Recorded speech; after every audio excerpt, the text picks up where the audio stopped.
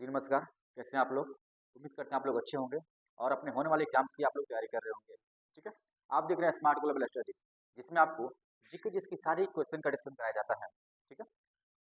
कल हम जो क्लास कर रहे थे उसमें से कुछ ऐसे क्वेश्चन थे जिनकी साउंड नहीं आ रहे थे, जिसकी वजह से हमें उस क्वेश्चन को दोबारा लेना पड़ रहा है। आइए आज क्लास की शुरुआत करते हैं। आज का पहला क्लास क्या आज का पहला क्वेश्चन क्या रहा है? देखिए, पहला क्वेश्चन कह रहा है कि स्वतंत्रता प्राप्ति के पश्चात निम्न में से किस राज्य का गठन क्रमशः सबसे पहले और सबसे बाद में किया गया? ये आपसे कह रहा है कि जब हमारा भारत आज़ाद हुआ, तो भारत आज़ाद आज़ाद होने के बाद सबसे पहला राज्य कौन सा बना और सबसे लास्ट यानी सबसे नवीन राज्य कौन सा है, ठीक है? इसकी बात कर रहा है। तो अगर हम बात करें तो भारत का सबसे पहला राज्य, सबसे पहला राज्य राज्य कौन सा होगा? आंध्र प्रदेश, ठीक है? भारत का सबसे नवीन राज्य,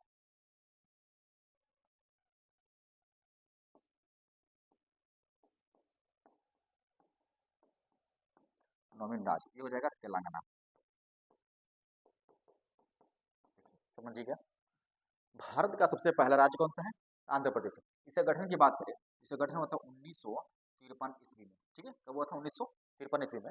और कह रहा भारत का सबसे नवीन राज्य यानी जो भारत का सबसे तत्कालीन राज्य है जो अभी बना है, उससे गठन वो कौन सा राज्य है? तेलंगाना। और इसे गठन हुआ था 2 जून 2 जून 2014, ठीक है? 2 जून 2014, 2 जून 2014 का तेलंगाना का गठन हुआ था, ठीक है? तो हमारा आंसर कौन सा हो जाएगा? आंसर हो जाएगा हमारा आंध्र प्रदेश और तेलंगाना। मध्य प्रदेश नहीं होगा, आंध्र प्रदेश और तेलंगाना। ऑप्शन नंबर क्या हो जाएगा हमारा? बी। Option number B. आइए अगला क्वेश्चन देखते हैं। अगला क्वेश्चन कह रहा है कि फ्रांसीसी उपनिवेश चंद्रनगर, इसकी बात कर रहा है चंद्रनगर का विलय किस राज्य में किया गया? ये बात कर रहा है चंद्रनगर की। आखिर चंद्रनगर का विलय किस राज्य में किया गया, ठीक है? देखिए, तो इसका आंसर होगा हमारा ऑप्शन नंबर डी, पश्चिम बंगाल। इसमें किया गया पश्चिम बंगाल। ये फ्रांसीसी उपनिवेश था जिस पर फ्रांसीसियों का अधिकार था, जब उन्होंने इस नगर को छोड़कर गए, उसका विलय किसमें कर दिया गया? पश्चिम बंगाल में। आइए अगला क्वेश्चन देखते हैं। अगला क्वेश्चन कह रहा है, देखिएगा, कह रहा है कि 1953 में गठित राज्य 1953 में गठित राज्य पुनर्गठन आयोग के अध्यक्ष कौन थे? देखिए, इसकी बात कर रहा है राज्य पुनर्गठन आयोग। समझिएगा, राज्य पुनर्गठन आयोग यह एक ऐसा आयोग है जिसका गठन किया गया था भारत के राज्यों के गठन के बारे में, ठीक है? जब जब आंध्र प्रदेश के एक नगर थे जिनका नाम था पेट्टू श्री रामलो, उन्होंने उन्होंने भाषाई आधार पर आंध्र प्रदेश के गठन के बारे में लेकर उन्होंने भूख हड़ताल पर बैठ गए थे, ठीक है? लेकिन सरकार ने उनकी मंजूरी नहीं दी, उनकी बात नहीं सुनी, जिसकी वजह से 56 दिनों बाद उनकी मृत्यु हो गई। मृत्यु होने के बाद वहाँ के जो लोग थे उग्रवादी हो गए, आंदोलन करने लगे, जिससे सरकार को मजबूर होकर आंध्र प्रदेश का गठन करना पड़ा भाषा आधार पे, ठीक है? आंध्र प्रदेश का गठन हुआ भाषाई आधार पे, भाषाई आधार पर भाषाई आधार पर गठन कौन हुआ था? आंध्र प्रदेश।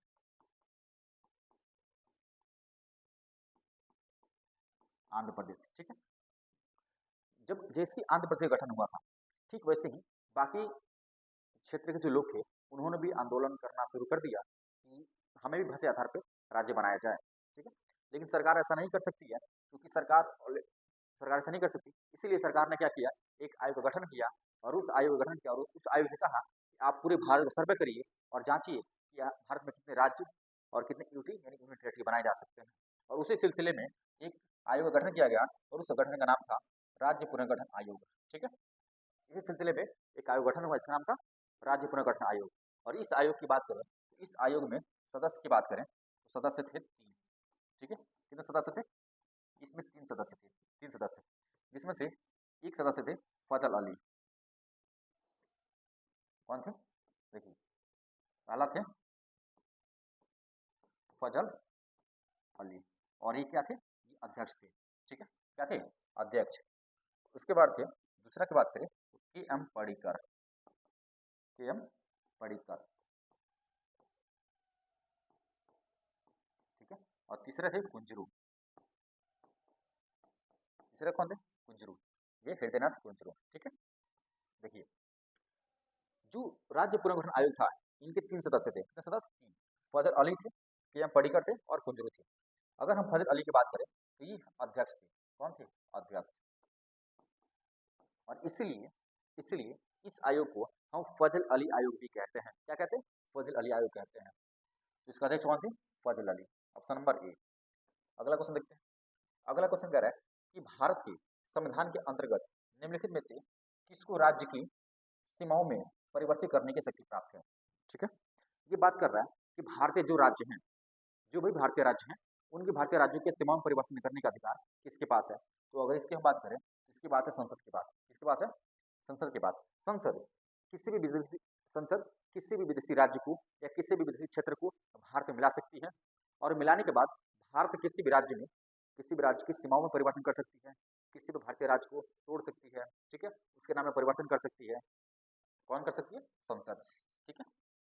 चलिए अगला क्वेश्चन देखते हैं। अगला क्वेश्चन कह रहा है कि राज्य पुनर्गठन आयोग ने 1 नवंबर 1956 को कितने राज्य तथा कितने संघ राज्य बनाए? देखिए अभी हमने आपको बताया राज्य पुनर्गठन आयोग के बारे में बताया, जिसका अध्यक्ष कौन थे? अगर इसका अध्यक्ष की बात करें तो इसका अध्यक्ष थे फजल अली। कौन थे? फजल अली थे। और इन्होंने अपनी रिपोर्ट पेश की। कब पेश किया? उन्होंने अपनी रिपोर्ट पेश की 1 नवंबर 1956 को। कब? 1 नवंबर 1956 को। और उस रिपोर्ट में इन्होंने बताया कि भारत में 14 राज्य और 6 केंद्र शासित प्रदेश, केंद्र शासित प्रदेश बनाया जाए, ठीक है। तो फजल अली आयोग के सिफारिश पे कितने राज्य बनाया गया? 14 राज्य और 6 यूनियन टेरेटरी बनाया गया, ठीक है। तो ऑप्शन नंबर हमारा क्या हो जाएगा? ए। 6 राज्य, 14 राज्य और 6 यूनियन टेरेटरी, 14, ऑप्शन नंबर ए। आइए अगला क्वेश्चन देखते हैं। अगला क्वेश्चन कह रहा है कि संविधान के निम्नलिखित में से किस प्रावधान के अंतर्गत भारतीय संसद को नया राज्य बनाने का अधिकार है? ठीक, समझिएगा। कह रहा है कि संविधान के किस अनुच्छेद के तहत संसद को यह अधिकार है कि वह एक नए राज्य का निर्माण कर सकती है, ठीक है। वह एक नया राज्य बनाने का अधिकार है, नए राज्य का निर्माण कर सकती है। देखिए अगर हम बात करें संसद को आर्टिकल 2 के तहत, ठीक है, आर्टिकल 2, संसद आर्टिकल 2 के तहत किसी भी विदेशी राज्य या किसी भी विदेशी क्षेत्र को भारत में मिला सकती है, यानी विदेशी क्षेत्र को भारत में मिला सकती है।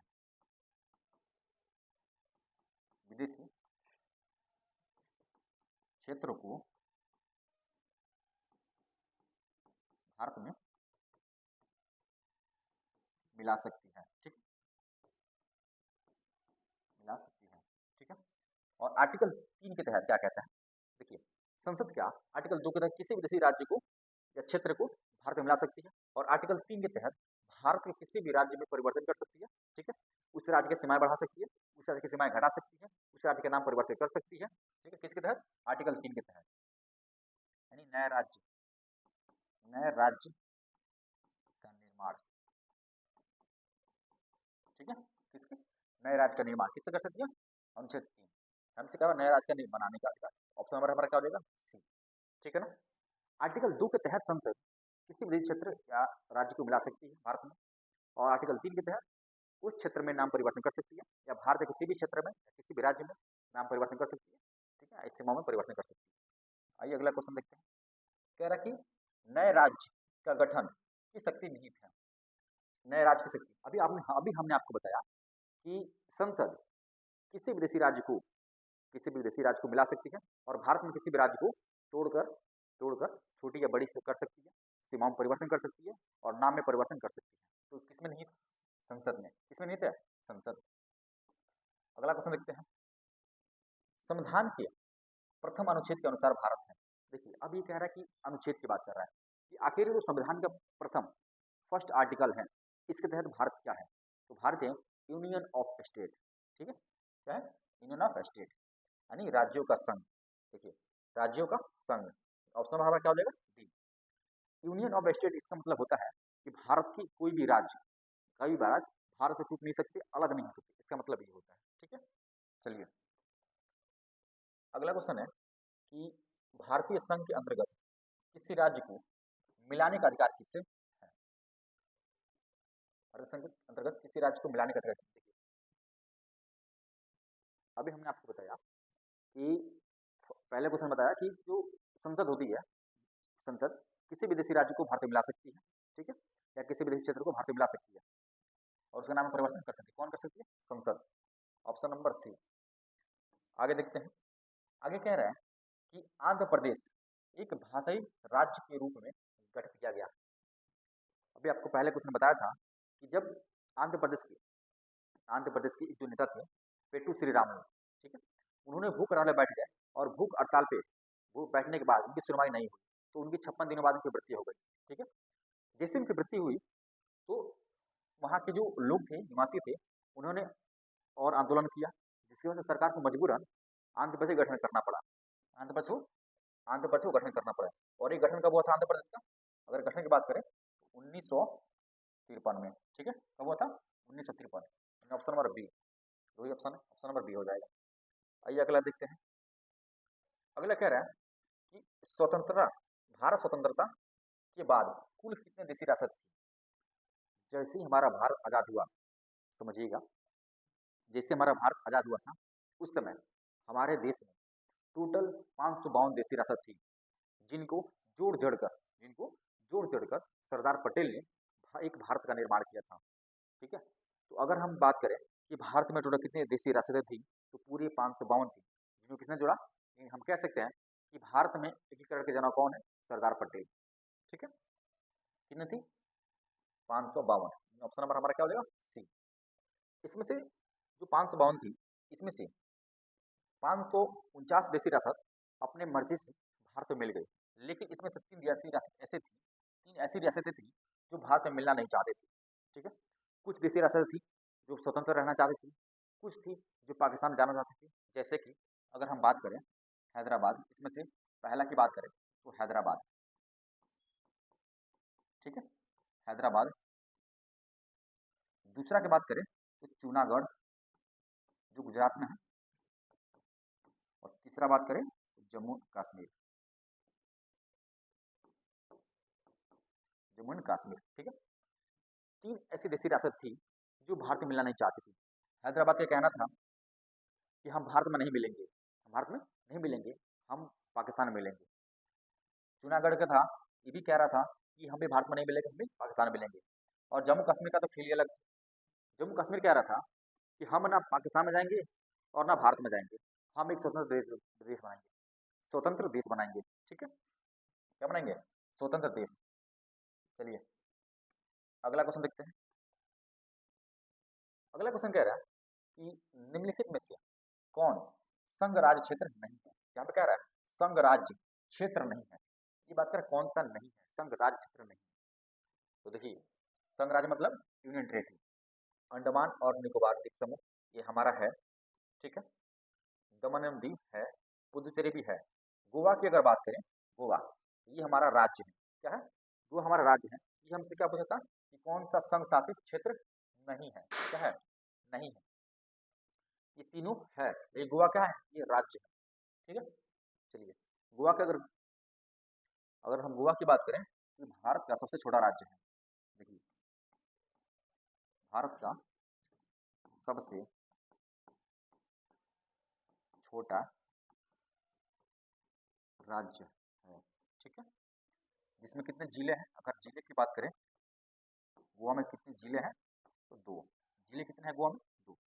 चलिए, तो आज के लिए हमारा इतना ही क्वेश्चन था। पॉलिटी के कुछ इंपॉर्टेंट क्वेश्चन थे जो आपके लिए थे। अगर आपको हमारी क्लास अच्छी लग रही है तो आप अपने दोस्तों के पास शेयर करें ताकि उनको भी इस क्लास का लाभ मिलते हैं आपसे अगले क्लास में। तब तक के लिए जय हिंद।